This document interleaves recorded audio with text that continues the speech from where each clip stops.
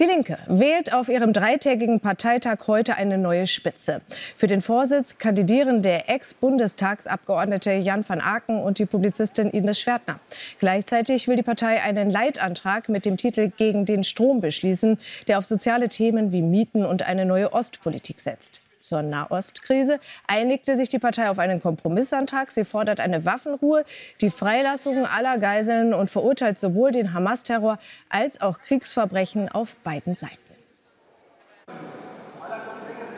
Und er möchte neuer Co-Chef der Linken werden, Jan van Aken. Hallo, Herr van Aken. Hallo, einen schönen guten Morgen. Schönen guten Morgen. Wie genau will denn ein promovierter Biologe, der auch bei Greenpeace war, die Linke retten? Naja, Stichwort Greenpeace passt das schon ganz gut, weil ich glaube, in den letzten Jahren haben viele Menschen gar nicht mehr genau gewusst, wofür steht die Linke eigentlich. Das hat natürlich auch damit zu tun, dass Frau Wagenknecht und andere immer das Gegenteil von dem erzählt hat, was die Partei eigentlich wollte. Und da war nicht so richtig klar, wofür stehen wir. Das will ich jetzt ändern. Wagenknecht hat sich abgesplittert, das ist gut so. Und ich habe bei Greenpeace gelernt, man muss alle Kraft auf einen Punkt setzen. Wir werden ganz gezielte Kampagnen machen.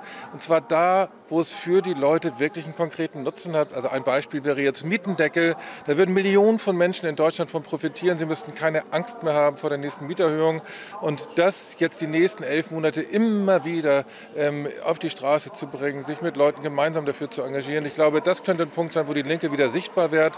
Und dafür stehe ich. Und das ist meine Greenpeace-Erfahrung da drin. Apropos Punkte, schauen wir auf die aktuellste INSA-Umfrage. Da liegt die Linke mit nur 3,5% ganz hinten bei den großen Parteien, weit hinter der 5%-Hürde.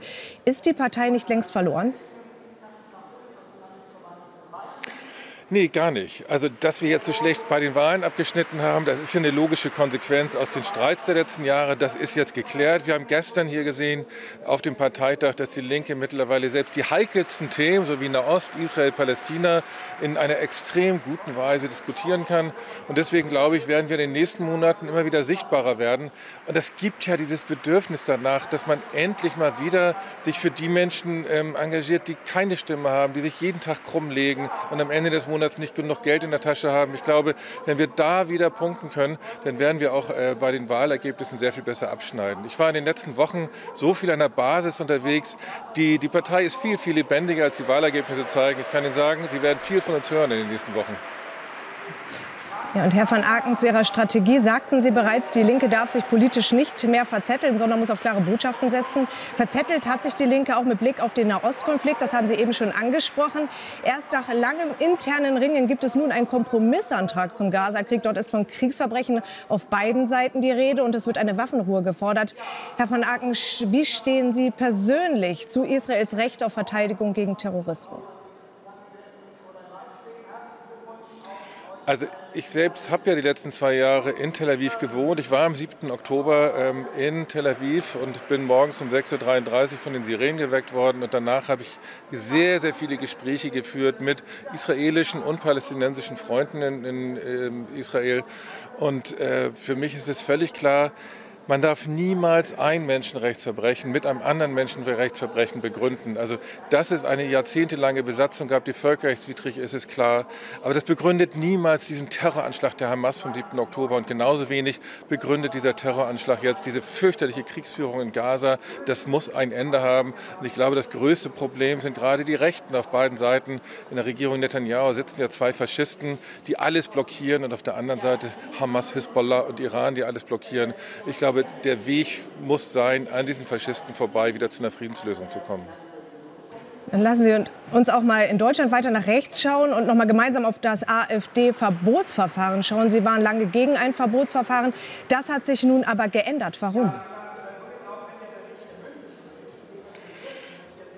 Naja, ursprünglich war ich gegen so ein AfD-Verbotsverfahren, weil ich gesagt habe, was soll ein Parteienverbot? Weil das rechte Bewusstsein ist ja in den Köpfen der Menschen, das werde ich mit einem Verbot nicht bekämpfen. Auf der anderen Seite haben wir jetzt gesehen in Thüringen nach der Wahl, wie die AfD versucht, mit den Mitteln der Demokratie die Demokratie von innen zu zerstören. Da gab es einen Alterspräsident, der hat 24 Stunden lang geschafft, quasi alles, was wir an Demokratie kennen, auszuhebeln. Das war nach 24 Stunden vorbei.